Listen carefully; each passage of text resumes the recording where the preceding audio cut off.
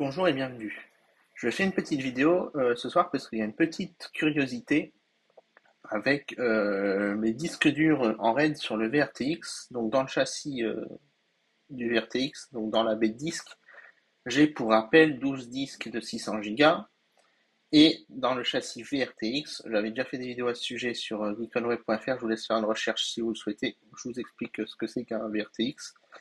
Donc dans les serveurs M630 du châssis, pour rappel, il y a deux serveurs M630. Eh bien, j'ai deux disques de 300 Go par serveur qui me permettent d'avoir les disques de boot. Donc, par exemple, sur ce M630 là, c'est le même sur l'autre serveur. J'ai donc le C qui est le disque d'installation de Windows, le disque de boot, qui fait 300 Go parce que les deux disques sont en RAID 1. Du coup, en RAID miroir. Et donc, j'ai une petite bizarrerie. Donc là, j'ai attribué mes deux disques virtuels, donc qui comprennent les quatre disques premiers physiques pour le premier disque virtuel et les quatre autres disques physiques pour le disque virtuel numéro 2.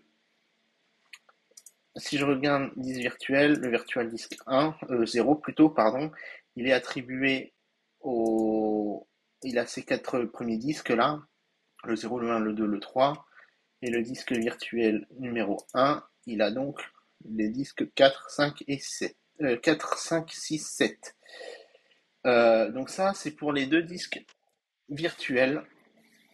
Donc il y a une différence entre les deux, c'est que le disque virtuel numéro 1 est en RAID 5 et le disque virtuel numéro 2, qui comprend donc les quatre disques, est en RAID 10. Donc si je fais un test de débit sur le disque virtuel numéro 0, donc il y a bien du RAID 5 1,6 Tera pardon, et le 2 1,1 Tera. Donc ça c'est pour le RAID 5 ici et le RAID 10 ici. C'est important de le savoir parce que ça influe des débits comme on va le voir dans quelques secondes. Donc je fais un test sur mon RAID 5 du coup, en RAID sur les quatre disques pour les premiers disques de la baie. Donc j'avais fait le test en inversant aussi, c'est-à-dire que les quatre premiers disques au début étaient en RAID 10 et les quatre suivants en RAID 5. Maintenant j'ai inversé, c'est les quatre premiers qui sont en RAID 5 et les quatre suivants qui sont en RAID 10. Donc là on voit que j'ai à peu près 860 mégaoctets secondes en lecture sur le RAID 5 du coup, 900 mégas.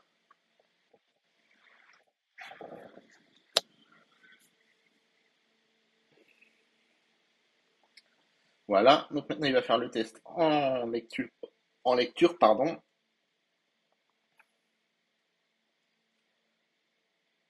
En écriture, pardon. Donc en écriture, je suis à peu près du coup 720 mégas. Donc c'est pas mal, c'est pas extra, mais c'est pas mal non plus, hein. En vrai, ça va.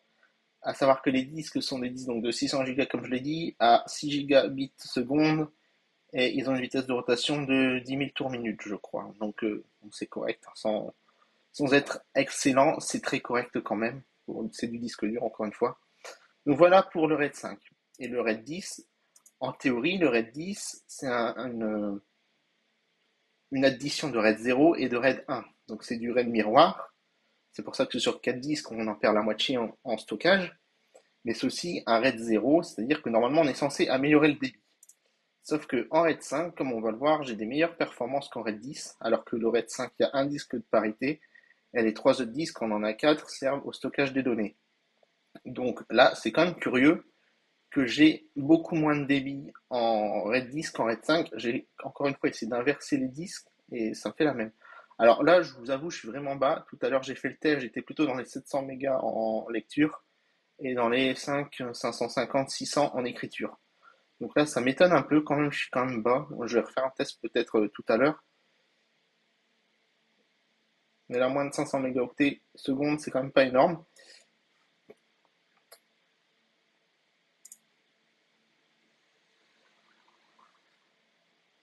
Donc voilà, donc on a ici, donc, comme je le disais, le RAID 0, le Virtual Disk 0. Je regarde si on voit le nom du serveur auquel il est attribué. Non, il n'est pas noté là. Et là, on a le Virtual Disk 1 en RAID 10. Et donc ici, il est bien en RAID 5. Voilà, donc 540. J'ai relancé là parce que je suis un peu bas, c'est bizarre. 540, ça me paraît correct en écriture par rapport. Enfin, c'est cohérent en tout cas, ce que j'ai dit tout à l'heure. Mais en lecture, j'étais quand même assez bas, donc ça m'étonne un petit peu.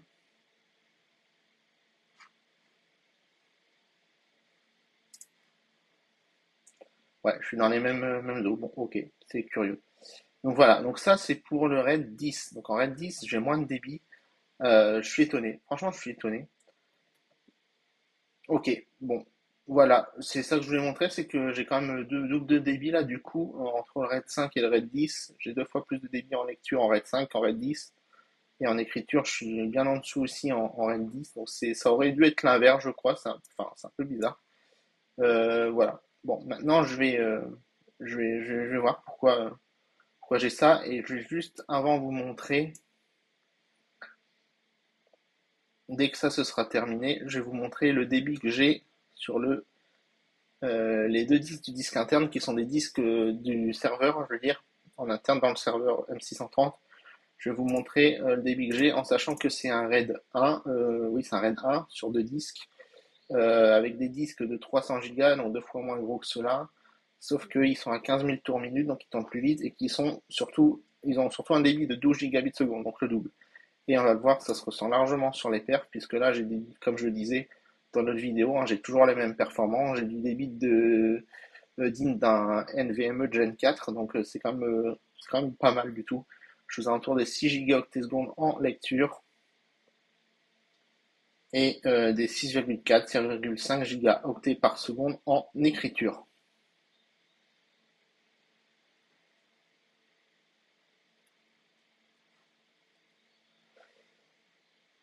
Donc lui, je vais l'attribuer. Donc du coup, je crois que la conclusion, ça va être de refaire du RAID 5 sur les deux disques, puisque j'ai pas vraiment besoin. C'était pour les performances que j'avais fait du RAID 10, mais j'ai pas vraiment besoin de la sécurité du RAID 1 en plus du RAID 0. Donc je vais faire du RAID 5, ça va aller bien. Voilà, à peu près 6,5 gigaoctets secondes. Ok.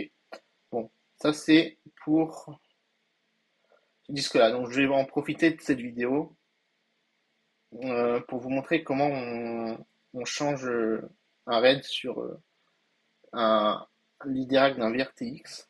Voilà. Donc, on n'a pas besoin d'éjecter ou de démonter ou de faire quoi que ce soit avec les disques. De toute façon, c'est censé être des disques internes, donc on ne démonte pas. On n'a pas besoin d'éteindre le système non plus. On peut tout de suite lui donner aucun accès. Alors, le premier est en RAID 5, donc je ne peux pas y toucher, je vais le conserver comme ça. De toute façon, on aura le même stockage. C'est juste le deuxième, je mets aucun accès, le Virtual Disk 1. Comme ça, il va être démonté. On va le voir ici. Il va partir voilà, il n'est plus là. Et donc, une fois que ça se sera fait, je vais attendre quelques secondes encore. Je vais pouvoir retourner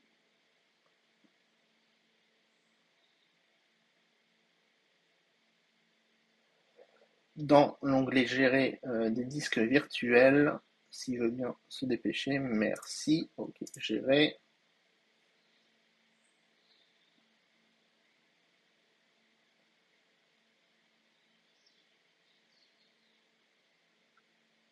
Et ici, je vais tout simplement le Virtual Disk 1, donc celui qui en RAID 10, je vais lui dire supprimer, appliquer.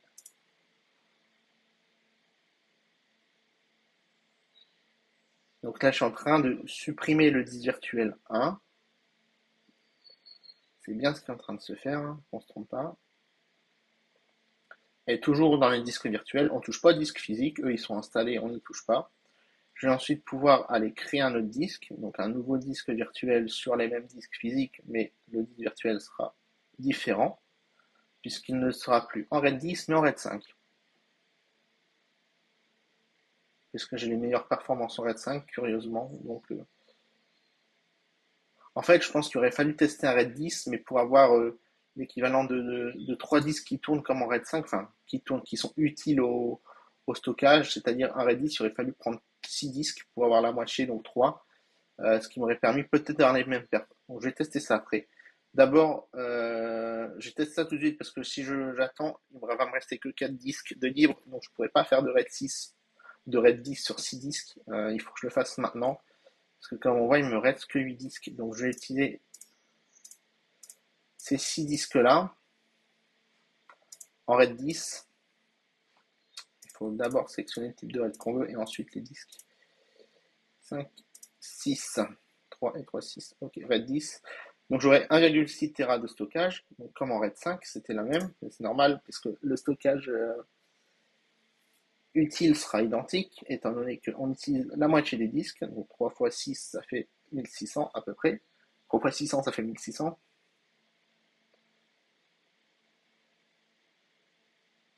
Ça fait 1800, mais il y a une partie qui sert à autre chose, c'est pour ça.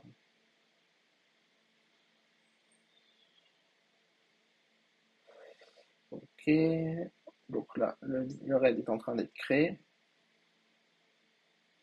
Et si ça marche comme ça, je resterai peut-être comme ça au final. Donc, je vais peut-être pas recréer de RAID. Je réfléchis en même temps, mais je vais peut-être pas recréer de RAID 5 avec 4 disques. Euh, oh, j'ai pas besoin de la sécurité du RAID. Je crois que j'avais m'économiser 2 disques contre faire RAID 5. Ok. Donc, je verrai ça, je vais réfléchir pendant que je fais cette action-là. Donc maintenant que le virtual disk 1 est créé, je retourne dans l'onglet attribué des disques virtuels et je vais pouvoir dire que je veux donc donner mon virtual disk 1 soit RAID au serveur 2, soit je le donne à celui-là, on s'en fiche, pour pouvoir faire un test de débit. Et donc là, on voit qu'il y a mon RAID qui arrive. Et du coup, je vais pouvoir.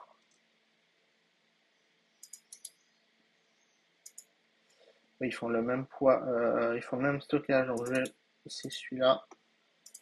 Alors c'est lui. Ouais, ok. Je vais faire le 2. Je sais pas pourquoi ils apparaissent en double, ça j'ai toujours pas trouvé pourquoi, j'en parlais dans une vidéo. Je sais pas pourquoi ils apparaissent en double, donc c'est curieux, mais bon, je sais pas.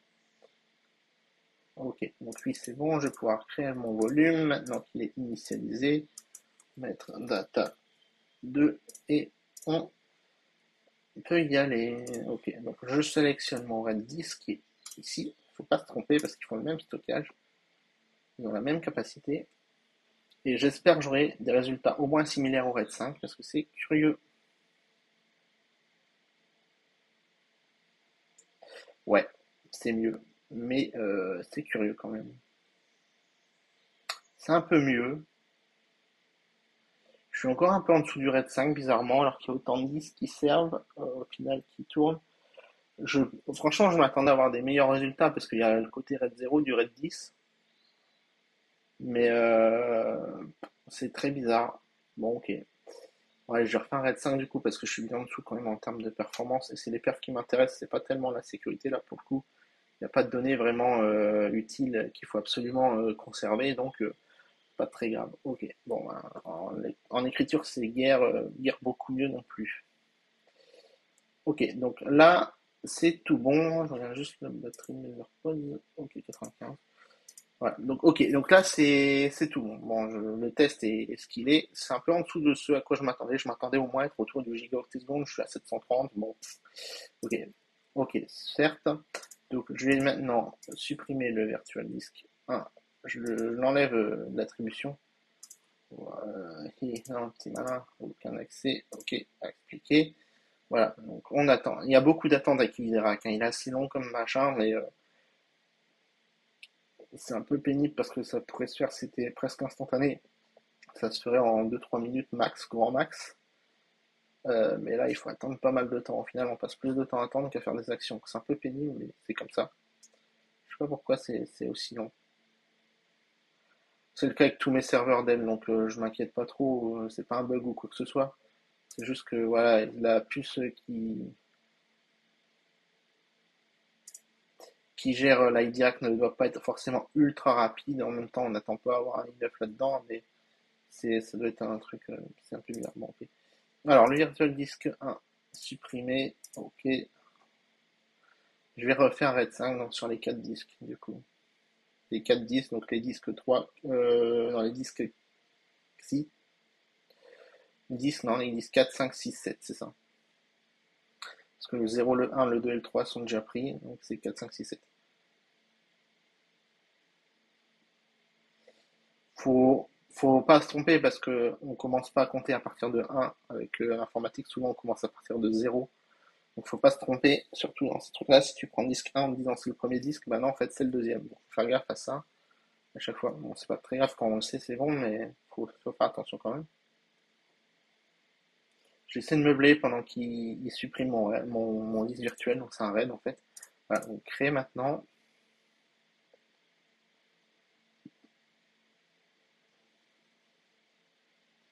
Et maintenant, je crée mon disque virtuel. Je l'attribue au serveur 2 cette fois. Serveur 2 qui est ici, auquel j'ai enlevé.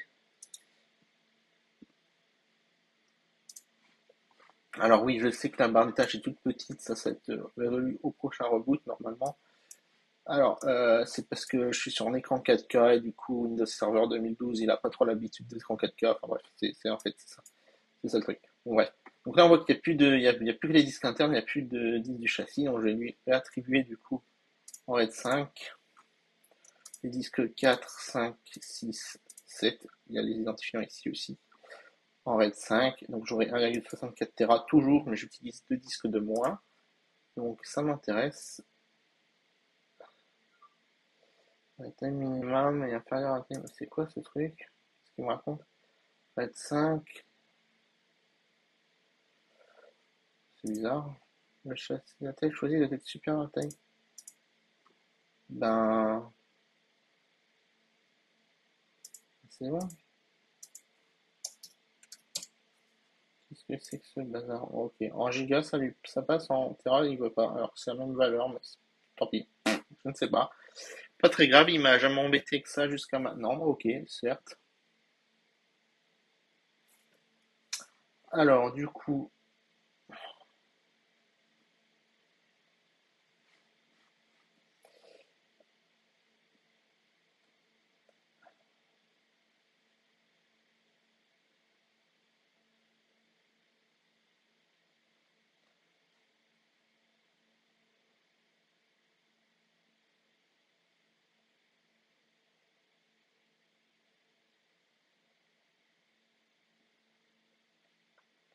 ça tourne, ça tourne, ça tourne.